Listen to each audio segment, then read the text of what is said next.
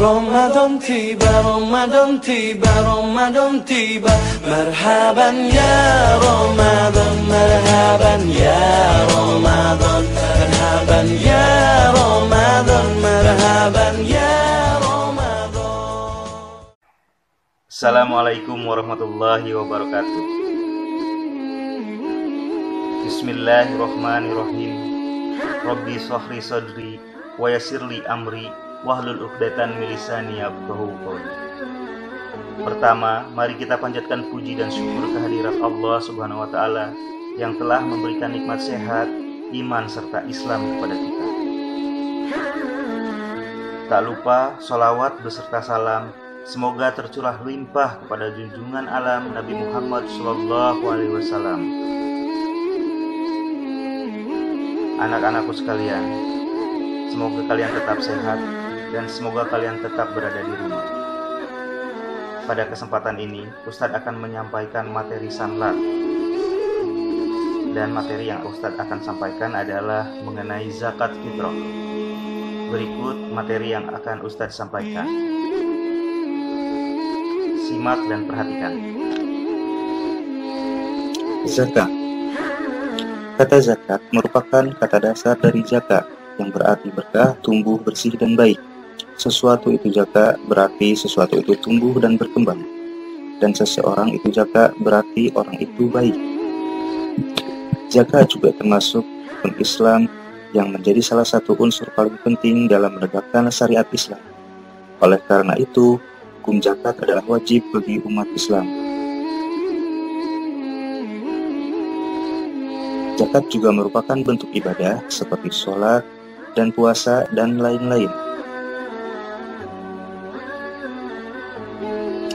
Zakat fitrah merupakan zakat yang wajib ditunaikan setelah menyelesaikan Ramadan sebagai pembersih bagi orang yang berpuasa dari segala kekurangan yang dilakukan selama Ramadan. Ibnu Abbas mengatakan, Rasulullah SAW mewajibkan zakat fitrah sebagai pembersih bagi orang yang berpuasa dari segala perbuatan sia-sia dan ucapan kotor, serta sebagai makanan bagi orang-orang miskin. Siapa yang menunaikannya sebelum sholat id, maka zakatnya diterima. Dan siapa yang menunaikan setelah sholat id, maka hanya terhitung sebagai sedekah biasa. Syarat wajib zakat fitrah. Pertama, harus Islam. Zakat ini wajib bagi setiap muslim, orang merdeka maupun hamba sahaya, laki-laki maupun wanita, anak maupun dewasa.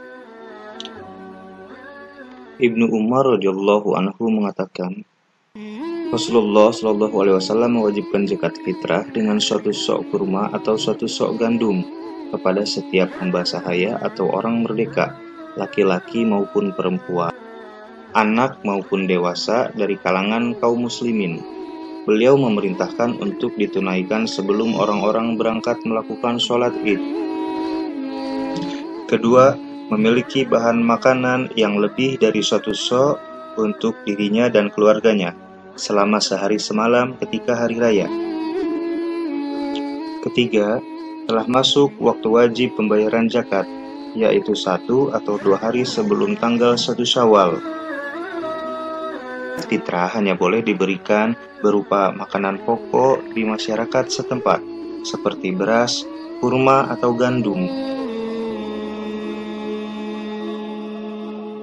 Tidak disarankan dalam bentuk uang, karena hal ini bertolak belakang dengan yang dicontohkan oleh Rasulullah SAW.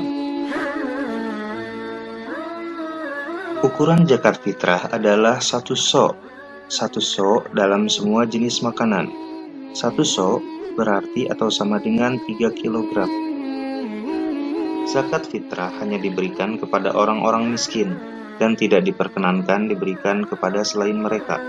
Ibnu Abbas radhiyallahu anhu mengatakan, Rasulullah SAW mewajibkan zakat fitrah sebagai pembersih bagi orang-orang yang berpuasa dari segala perbuatan sia-sia dan ucapan kotor, serta sebagai makanan bagi orang-orang miskin.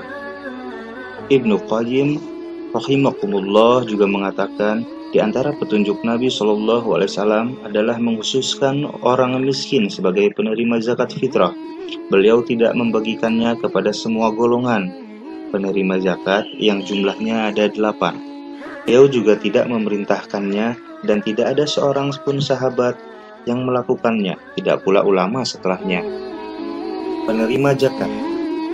Dalam Quran Surat At-Taubah ayat 60, sesungguhnya zakat-zakat itu hanyalah untuk orang-orang fakir, orang-orang miskin, pengurus zakat, para mu'alaf yang dibujuk hatinya untuk memerdekakan budak, orang-orang yang berhutang untuk jalan Allah, dan untuk mereka yang sedang dalam perjalanan, sebagai suatu ketetapan yang diwajibkan Allah Subhanahu wa Ta'ala, dan Allah Maha Mengetahui lagi Maha Bijaksana. Dari ayat tersebut terdapat 8 golongan penerima zakat, atau yang biasa kita sebut sebagai mustahik. Orang-orang fakir. Orang-orang fakir adalah orang-orang yang memiliki penghasilan namun tidak bisa mencukupi kebutuhannya. Miskin. Miskin merupakan orang-orang yang tidak memiliki penghasilan. Amil zakat adalah orang yang mengelola zakat dan menyalurkannya kepada mustahik. Mu'alaf adalah mereka yang diharapkan atau sudah masuk Islam. Budak. Budak adalah saudara-saudara kita yang sedang menebus diri untuk merdeka. Orang yang berhutang adalah orang yang memenuhi kebutuhan hidupnya dengan berhutang. Sabilillah adalah orang yang berperang di jalan Allah. Yang terakhir adalah Ibnu Sabil. Mereka adalah saudara-saudara kita yang kehabisan makanan di perjalanan di jalan Allah. Manfaat zakat.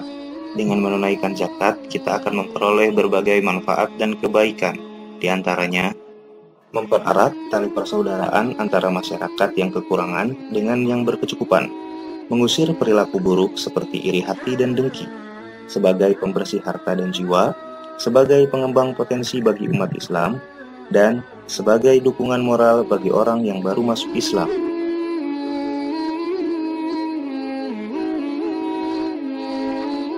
Alhamdulillahirrabbilalamin. Itulah materi yang dapat Ustadz sampaikan. Semoga bermanfaat untuk kalian dan semoga kalian dapat mengamalkan di kehidupan sehari-hari. Semoga kalian tetap sehat, semoga kalian tetap di rumah, dan semoga kalian tetap menjadi calon pemimpin umat. Terima kasih. Wassalamualaikum warahmatullahi wabarakatuh. Selamat berpuasa.